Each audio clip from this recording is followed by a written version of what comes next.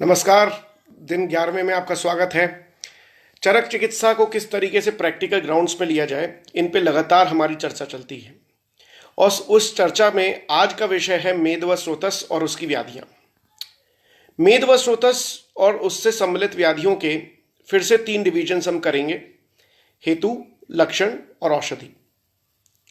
हेतुओं का मतलब होता है इटियोलॉजिकल फैक्टर्स, किनके कारण मेद व स्रोतस ब्लॉक हो सकता है या फिर अति विमार्गमन में आ सकता है, संग हो सकता है या फिर किसी भी अन्य प्रकार से स्रोतोदुष्टि क्रिएट हो सकती है। उन स्रोतसों की दुष्टि के जो कारण हैं, उनमें से मेद व स्रोतस दुष्टि के क्या मूल कारण हैं, वो आज की दुनिया में सबसे बड़े सेगमेंट्स बन चुके हैं। नॉन कम्युनिकेबल डिजीजेस यानी कि मेटाबॉलिक डिसऑर्डर्स में सबसे बड़ा कारण मेद व स्रोतस, जो कि आज और हमेशा ही ज्वलंत विषय रहा है। अगर हम कम्युनिकेबल डिसऑर्डर्स को देखें तो उसके अलावा नॉन कम्युनिकेबल सिचुएशंस में हमेशा ही सबसे ज़्यादा जो क्यूरियोसिटी है आयुर्वेद को लेकर या फिर किसी भी फील्ड को लेकर, वो रही है स्पेशली मेद व स्रोतस, यानी कि इन व्याधियों में जो कि मेटाबॉलिक डिसऑर्डर के कारण क्रिएट होती हैं। हाइपोथायराइडिज्म की अगर बात करें तो भी, अगर हम ओबेसिटी की बात करें तो भी, वो सभी इसी के अंतर्गत आती हैं। मेद व स्रोतस की व्याधियों को कैसे वैलिडेट करें, कैसे संहिता से उसकी ब्रिजिंग करें कि संहिता के रूप से उसे किस तरीके से ट्रीटमेंट मॉड्यूल में यूज किया जाएगा, वो आज हमारा चर्चा का मूल विषय रहेगा। सबसे पहले देखें तो उसके हेतु क्या होते हैं, उसके इटियोलॉजिकल फैक्टर्स क्या होते हैं। तो उसको प्राप्त करने के लिए हम जाते हैं हमेशा ही चरक विमांसस्थान अध्याय 5 में। चरक विमांसस्थान अध्याय 5 हमें इंडिकेट करता है कि what are the etiological factor basically जो कि मेद व स्रोतस को खराब करते हैं। ये बेस एक बनाते हैं हमारा। उस बेस में सबसे पहला जब हम रेफरेंस देखते हैं तो चरक विमांसस्थान अध्याय 5 मेद व स्रोतस के दुष्टि हेतु, उनमें प्राप्त होता है अव्यायाम, बिल्कुल भी एक्सरसाइज नहीं करना, पूरी सीडेंट्री लाइफस्टाइल। आईटी इंडस्ट्री के ज्यादातर लोग जो दिन भर बैठकर काम करते हैं, उनकी सेटिंग अगर एक्सेसिव लेवल पे है तो वो मेद व स्रोतस दुष्टि के मेन हेतुओं का एक मेन कारण अव्यायाम बनता है। मांस व स्रोतस में जैसा हमने देखा कि सुप्तम दिवा, मतलब कि भोजन करने के बाद दिन में सोना एक बड़ा कारण है मांस व स्रोतस का भी। उसी का दूसरा टर्मिनोलॉजी यहाँ पर दिवा स्वापम के रूप में यूज किया आचार्य चरक ने, और उन्होंने कहा कि दिवा स्वाप जो करते हैं, जो कि अगर ग्रीष्म ऋतु को छोड़कर अगर सभी ऋतुओं में अगर आप दिवा स्वाप करते हैं भोजन के बाद, तो डेफिनेटली आपके मेद व स्रोतस भी ब्लॉक होंगे। मांस व स्रोतस में भी एक हेतु बनता है, बस टर्मिनोलॉजी और नामकरण अलग तरीके से होता है। यहाँ दिवा स्वाप बोला है, वहां पर भुक्त्वा च स्वप्तम दिवा, मतलब कि इस तरीके से बोला है कि भोजन करने के बाद दिन में सोना। यहाँ पर दिवा स्वाप डायरेक्टली वर्ड यूज किया है। मेदा नाम चा अति भक्षणात्, मतलब कि मेदस्वी चीजों का बहुत ज्यादा भक्षण करना। अब मेदस्वी चीजों में मैक्सिमम जो चीजें आएंगी वो स्नेह की आएंगी in the case of vegetarians. स्नेह का बहुत ज्यादा यूज करना, जैसे कि भैंस का घी, भैंस का दूध, भैंस का पनीर, इनका यूज एक्सेसिव क्वांटिटी में करना, ये भी मेदा नाम च अति भक्षणात् में आता है in the case of vegetarian. In the case of non vegetarian बहुत बड़ी एक रेंज बन के आती है, जिसमें पॉर्क सबसे ज़्यादा आता है। भैंस के जो मांस है उसको भी यूज़ करते हैं कई कंट्रीज़ में बीफ के रूप में। ब्रॉयलर चिकन का बहुत ज़्यादा इंडिया में भी यूज़ होता है। इसके माध्यम से मेदस्वी चीज़ों का भक्षण में यूज़ करना, ये जो एक बड़ा एटियोलॉजिकल फैक्टर है इन टर्म्स ऑफ डाइट, वो हमें मेद व स्रोतस में प्राप्त होता है। अव्यायाम विदाउट एक्सरसाइज बिल्कुल भी ना करना, दिवा स्वाप करना, ये दोनों हमारे विहारज हेतु हैं जो हमारे डे टू डे रूटीन में, अगर हमारी एक तरीके से कहें तो आलस के कारण क्रिएट होने वाली चीज़ें जिसमें हम दिवा स्वाप करते हैं, जिसमें हम बिल्कुल एक्सरसाइज नहीं करते, उन सेगमेंट से कारण मेद व स्रोतस ब्लॉक होता है। तीसरा जो कारण बताया हमने डाइट में नॉन वेजिटेरियन एंड वेजिटेरियन को 2 भागों में विभाजित किया। मेदस्वी चीज़ों के कारण भैंस का दूध लेने वाले लोग जो अत्यधिक मात्रा में भैंस का दूध का सेवन करते हैं, भैंस का घी का सेवन करते हैं, तो फ्रंट लाइन से पेशेंट को मना करना चाहिए भैंस का दूध और भैंस का घी लेने से, मेद व स्रोतस अगर उसका ब्लॉक है ऑलरेडी, या फिर अगर आप प्रोटेक्ट करना चाहते हैं तो भी। साथ ही साथ ऐसी ही मात्रा में मलाई का बहुत ज़्यादा यूज़ करना, चीज़ का बहुत ज़्यादा यूज़ करना, जो कि भैंस के प्रोडक्ट हैं, जो कि पहले से ही कफ कारक हैं, वो भी हमें मेदस्वी चीज़ों के में एक लिस्ट में आते हैं। उसी तरीके से मेदस्वी चीज़ें जैसे कि सुअर का मांस यानी कि पॉर्क के रूप में, बीफ के रूप में, ब्रॉयलर चिकन के रूप में भी अगर आप नॉन वेजिटेरियन डाइट फॉलो कर रहे हैं तो भी आपको पेशेंट को यहाँ रिस्ट्रिक्ट करना चाहिए। वो मेदवस्रोतस और आने वाली धातुओं को भी ब्लॉक करता है। अंत में बोला है वारुण्याश सेवन, तो वारुणी का सेवन करना। जब हम वारुणी के गुण मध्य वर्ग में देखते हैं तो बहुत सारे गुण बियर से मिलते जुलते मिलते हैं। अल्कोहल में भी स्पेसिफिकली बियर का बहुत ज़्यादा इंटेक करना वो डेफिनेटली मेदवस्रोतस को ब्लॉक करता है। और दूसरा स्वीट वाइन्स का इंटेक करना भी बहुत ज़्यादा मेदवस्रोतस को ब्लॉक करता हुआ सा मिलता है। वैलिडेट रीजन है, डायरेक्टली चरक विमान स्थान अध्याय 5 हमें बार बार इंडिकेट कर रहा है कि अगर आप इन हेतुओं का सेवन करते हैं तो डेफिनेटली मेदवस्रोतस आपका दुष्ट होता है। उसके साथ जब हम इसको डिटेल एनालाइज करने लगते हैं कि हेतुओं को और डिटेल में कहाँ कहाँ मेंशन किया गया है, तो कुछ रेफरेंसेस मैं आपको बता रहा हूँ, उसको हम देखेंगे।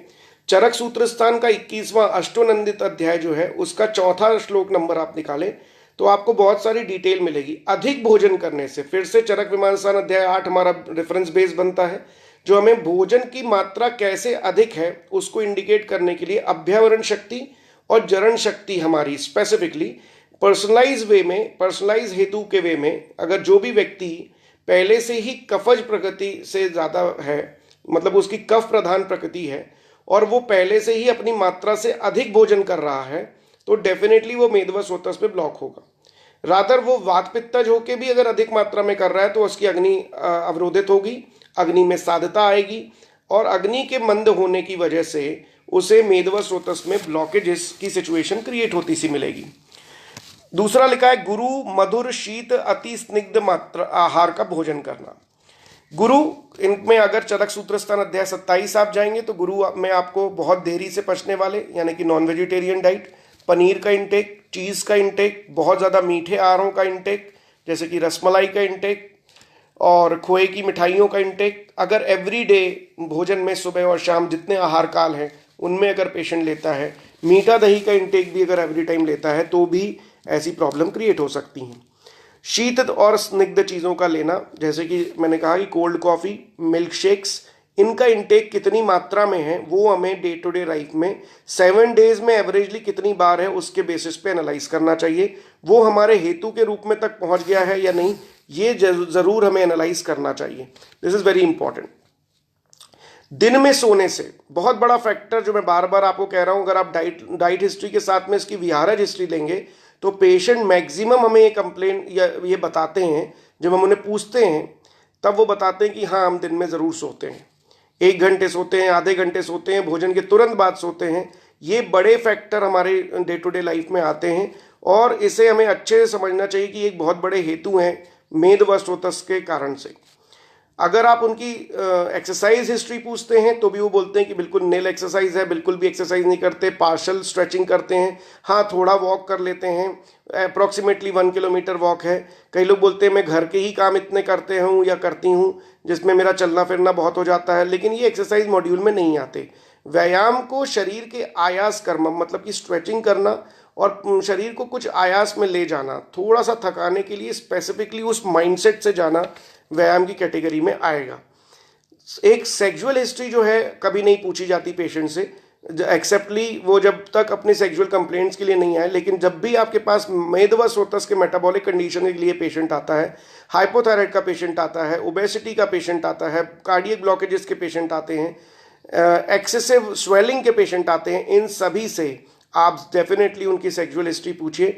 कई बार ऐसा होता है कि जो वैवाहिक की सिचुएशन है वो जो चिकित्सा के रूप में यहाँ मेदवस्रोतस में ली गई है उसके बिल्कुल भी ना इंडल्ज होने की वजह से भी कई बार मेदवस्रोतस ब्लॉक होता है। ऐसा हेतु अष्टोनिंदत अध्याय में क्लियरली मेंशन है, उसको हमें डेफिनेटली सीरियसली लेना चाहिए और पूछना भी चाहिए पेशेंट से। उसकी सेक्सुअल हिस्ट्री ज़रूर पूछना चाहिए कि उसका इंटरकोर्स की सिचुएशन कितनी बार है, वीकली है, मंथली है, ये डेफिनेटली उससे इंक्वायर करना चाहिए। दिन में सोने से, ये बार बार मैं बोल रहा हूँ, दिन में सोना एक बहुत बड़ा हेतु है। एक हेतु बताया गया है अचिंतन करने से। चिंतन का मतलब है लॉजिकल थिंकिंग। देखिए, चिंता करना विदाउट एनी रीज़न अगर कोई चिंता करता है तो दैट इज़ रसवस्रोतस दुष्टि हेतु। लेकिन चिंतन बिल्कुल भी ना करना, किसी भी टाइप से लॉजिकल थॉट्स नहीं देना, कोई भी वरी नहीं करना, ये भी एक बड़ा हेतु मिलता है हमारे ये मेदवस्रोतस में। रसवा स्रोतस में इसका अत्यधिक चिंतन करना और अति चिंता करना ये इसका हेतु है। उसके विपरीत अगर ये बिल्कुल भी नहीं करता है तो मेदवा स्रोतस को वो ब्लॉक करता है। बीज स्वभाव से का रेफरेंस दिया है अष्टोनिंदित अध्याय में, चरक सूत्र स्थान अध्याय 21, जिसमें बोला गया बीज स्वभाव से भी, हेरिडिटी फैक्टर के कारण भी आपको मेदो व स्रोतस में स्पेसिफिकली अति मेदलता मतलब कि बहुत ज़्यादा मोटापा क्रिएट होना, ओबेसिटी क्रिएट होना आपका एक हेरिडिटी फैक्टर हो सकता है। इन हेतुओं को डेफिनेटली याद रखें। ये चरक में वैलिडेट रूप से यानी कि बहुत स्पेसिफिक रूप से समझाए गए हैं कि ये सभी हेतु बनते हैं। एक क्वेश्चन आया है कि रसव स्रोतस दृष्टि और मेदव स्रोतस दृष्टि को किस तरीके से डिफरेंशिएट किया जाए। उसके बहुत बड़े डिफरेंशिएशन हैं वहां पर। गुरु शीत अति स्निग्ध अति मात्रम समशनाथ के साथ में अचिंतन और अति चिंतन दो एक बड़े फैक्टर हैं। उसमें अति चिंता करने के कारण रसव स्रोतस ब्लॉक होता है और आने वाली मतलब अग्नि ब्लॉकेज होती है और उत्तर धातु नहीं बनती। यहाँ पर बिल्कुल चिंता ना करने से मेद का कफ गुण बढ़ जाता है और उसके कारण डिजीज क्रिएट होती है। अब इसके बाद जो प्रमेय के जो हेतु हैं उनमें भी कई हेतु यहाँ पर मैच करने के लिए बोला है। चरक निदान स्थान अध्याय 4 में अगर हम पहुंचेंगे तो हम देखेंगे कि वहाँ 50वां और 51वां श्लोक जो है चरक निदान स्थान अध्याय 4 प्रमेय के निदान, वहाँ पर व्यक्ति को अगर अत्यधिक लोलुपता रहती है, थोड़ी थोड़ी देर में खाना अगर आ रहा है उसे वो बार बार ले ले रहा है, अधिक मात्रा में ले ले रहा है, जितनी उसकी कैपेसिटी नहीं है उससे भी ज़्यादा अपना भोजन करता है, बिकॉज ऑफ द टंग उसके फ्लेवर्स में इतना ज़्यादा अशांति है माइंड में, उनके कारण भी मैंने आपको कुछ लेक्चर पहले भी कहा था प्रज्ञापराध हर एक कंडीशन में हेतु है। उन प्रज्ञापराध में चरक शारीर स्थान अध्याय 1 में आप देखेंगे तो वहाँ क्लियरली मेंशन है कि वहाँ पर लोलुपता एक बहुत बड़ा कारण है। यहाँ पर भी प्रमेय के कारणों में उसको एक लोलुपता जो जीवा लोलुपता है यानी कि टंग का अनकंट्रोल सिचुएशन, हर चीज़ खाने की इच्छा होना और हर चीज़ को ज़्यादा मात्रा में लेना, ये एक बड़ा सेगमेंट क्रिएट होता है। स्नान चक्रमण करने से बहुत ज़्यादा बचना, मतलब कि वो डेली बात की भी हिस्ट्री अगर है तो बड़ी मुश्किल से, कई लोग बोलते हैं कि अरे बड़ी मुश्किल से बात लेता है, इसे नहाना तक पसंद नहीं है, कि घर में बिल्कुल रेस्ट करना चाहता है, कुछ भी काम नहीं करना चाहता। चक्रमण मतलब कि घूमना फिरना, पैदल चलना, एक्सरसाइज करना, वर्कआउट करना बिल्कुल भी पसंद ना होना, ऐसी हिस्ट्री भी कई बार पेशेंट बताते हैं और वो प्रमेय के अति मेदस्वता के और साथ ही साथ मेदो व स्रोतस दृष्टि के हेतु बनते हैं, इटियोलॉजिकल फैक्टर बनते हैं। मंद उत्साह किसी भी चीज़ में अगर आप एंथुजियाज्म पूछें कि ये करना चाहिए, वो बिल्कुल भी इंटरेस्ट नहीं दिखाएगा। कोई भी किसी भी चीज़ों में अगर आप उसे एक एंथुजियाज्म उसका एक्सपेक्ट करेंगे तो वो पेशेंट में बिल्कुल भी एंथुजियाज्म नहीं रहेगा। मंदोत्साह is the biggest etiological factor. जब ऐसा कुछ होता है तो डेफिनेटली मेदो व स्रोतस के लक्षण आपको दिखाई देने लगते हैं। अति स्थूलम, उसकी बॉडी वेट अचानक से बढ़ने लगता है। आपने कई देखा होगा कि कई कंडीशन में पेशेंट का वेट एकदम कम रहता है और एकदम से बढ़ना शुरू हो जाता है। उसके अगर आप हेतु देखेंगे तो इनमें साइकोलॉजिकल हेतु, इटियोलॉजिकल फैक्टर्स में फूड के हेतु, उसकी एक्सरसाइज मॉड्यूल के हेतु, उसके बाथ कैपेसिटी के हेतु, उसकी सेक्सुअल हिस्ट्री के हेतु, अगर इन सभी को हम देखें तो आपको बहुत सारे ऐसे इटियोलॉजिकल फैक्टर उसमें मिलेंगे जो अति स्थूल लक्षणों के साथ पेशेंट आ रहा होगा। कई बार आप देखेंगे कि डीप फ्राई चीज़ों के प्रति कई लोग बहुत ज़्यादा इंटरेस्टेड हो जाते हैं और उनका इंटरेस्ट बहुत ज़्यादा बढ़ने लगता है डीप फ्राई चीज़ों को लेने का। जैसे कि जब हम पेशेंट से हिस्ट्री पूछते हैं तो बोलता है मुझे ना पापड़ एवरी टाइम चाहिए, वो भी डीप फ्राई चाहिए, हमें बहुत ज़्यादा कुछ नमकीन का इंटेक हमेशा खाने में चाहिए। कई बार हम ऐसे एक स्पेसिफिक ग्रुप में हैं, वो लोग लगातार बोलते हैं कि सर खाने के साथ में ही हम नमकीन रखते हैं, खाने के साथ में ही हम पापड़ को रखते हैं, हम ऐसी चीज़ों को यूज़ करते हैं जो डेफिनेटली डीप फ्राई हों। वो उनके जीवा लोलुपता का हिस्सा भी है और साथ साथ में अति स्निग्ध जो हेतु है उनके अंतर भी आता है। तो दोनों हेतु यहाँ पर क्लब कर जाते हैं और वो क्रिएट करते हैं क्या, वो वही चीज़ें क्रिएट करते हैं जो कि मेद व स्रोतस दृष्टि के लक्षण बनती हैं। जिसमें कि जब हम पेशेंट को एक्सटर्नली देखते हैं तो रेफरेंस आया है चरक सूत्र स्थान अध्याय 21 श्लोक नंबर 9, मेद व स्रोतस दृष्टि के लक्षणों में व्हाट आर द सिम्टमोलॉजी। जब हम पेशेंट को देखते हैं एक्सटर्नल वे में कैसे दिखता है, चल स्फिक गुद उदर स्तनः, उसके जो एक्सटर्नल फीचर में उसका स्फिक मतलब कि हिप एरिया एंड बटक एरिया में चलता, मतलब कि इतना मांस लटकने लगता है या इतना मेद डिपॉजिट हो जाता है कि उनके मूवमेंट होने लगते हैं चलने पर। उदर का लटकना, उदर का बाहर आ जाना, टमी का एरिया बाहर आ जाना, और उसमें साथ साथ में अत्यधिक मेद का डिपॉजिट होना, ये एक लक्षण बताया है। स्तनों का मतलब कि चेस्ट जोन का बहुत बाहर आ जाना या फिर ब्रेस्ट जोन का बहुत बाहर आ जाना, एक्सेसिव बल्क हो जाना वहाँ पर, और डिपॉजिट होना बहुत ज़्यादा फैट का, ये एक्सटर्नल फीचर में बोला है। इंटरनल फ्यूचर में बोला है कि उसमें बिल्कुल भी उत्साह हानि, मतलब कि उसका एंथुजियाज्म लॉस मेंटल लेवल पे भी हो जाता है। देखिए, ये दोनों फीचर होने बहुत ज़रूरी हैं। सिर्फ एक्सटर्नल फीचर के बेसिस पे हम कंप्लीटली मेदो रोग की चिकित्सा ना दें, साथ साथ में उसके मन की अवस्था भी ज़रूर चेक करें। अगर वो मानसिक रूप से भी उसको उत्साह हानि है तो उसकी मानसिक चिकित्सा, प्रज्ञा पराध के से जन्य जो उसके हेतु हैं उनको स्टॉप करना, जिसमें जीवा लोलुपता बहुत ज़्यादा आता है, स्नान नहीं करना भी एक रीज़न आता है, व्यायाम नहीं करना भी एक रीज़न आता है। इन सब के कारण भी वो ये लक्षणों को क्रिएट करता है। तो हमें ये अच्छे से समझना चाहिए कि एक्सटर्नल लेवल पे वो कैसा दिख रहा है और इंटरनली मेंटल लेवल पे वो कैसा दिख रहा है, ये दोनों सेगमेंट। इसके साथ साथ में जो चरक विमान स्थान अध्याय 5 में हमें इंडिकेट किया गया है कि प्रमेय के जो पूर्व रूप हैं, प्रमेय के पूर्व रूप वो भी मेद व स्रोतस दृष्टि के लक्षणों में कंसीडर करना चाहिए, जिसमें एक बहुत इंटरेस्टिंग बात है, बार बार वहां पर मेंशन आता है सुप्त पादयो और पिपासा। लगातार बार बार सुप्त पादयो, कर परिदाहम, ये लक्षण आपको मेंशन होंगे। चरक निदान स्थान अध्याय 4 में आप जाएंगे, उसके 47 नंबर श्लोक पे ब्यूटीफुली एक्सप्लेन किया है। आपको मैक्सिमम वो चीज़ें मिलेंगी जो कि पेरिफेरल न्यूरोपैथी की आती हैं। Peripheral neuropathy in the case of diabetes, जब ये कॉम्प्लिकेशन सिचुएशन में दिया गया है मॉडर्न वे में डायबिटीज़ में, लेकिन यहाँ प्रमेय के पूर्व रूप में लिखा गया है। यहाँ पर सुप्त पादयो मतलब कि पैर में सेंसेशन लॉस होना, क्रिएट होना। परिदाहम, वहां पर एक्सेसिव बर्निंग सेंसेशन क्रिएट होना। सुप्तता अंगेशु, किसी भी हैंड या पैर में नमनेस क्रिएट होना। ये जो फैक्टर हैं इनको मेद व स्रोतस के अंडर में ही चिकित्सा में लेना चाहिए। जब हमारे पास पेशेंट इन लक्षणों के साथ आता है, हम उसके मेद व स्रोतस के हेतुओं से उसे कभी मैच नहीं करते। हम तुरंत ही नर्वाइन ट्रीटमेंट करने लगते हैं, नर्व्स के ऊपर का ट्रीटमेंट करने लगते हैं, सिर्फ वात को देखते हैं। जबकि वात को ना देखकर आपको उसमें ये हेतु तो नहीं है, कहीं उसने मेद व स्रोतस के हेतुओं का पालन करते हुए इन लक्षणों तक तो नहीं पहुंचा, तो हमें निदान परिवर्जन उसके अकॉर्डिंगली देखना चाहिए। मधुर आस्यता, पेशेंट कई बार बोलता है उसको लगातार मुंह में मीठापन लगता है। कर पादयो सुप्तता, मतलब कि हाथ पैरों में सुप्तता यानी कि नमनेस वाली फीलिंग क्रिएट होने लगती है। मुख तालु कंठ शोष, मुख में, तालु में और कंठ में शोष, बहुत ज़्यादा वो ड्राइनेस बताता है।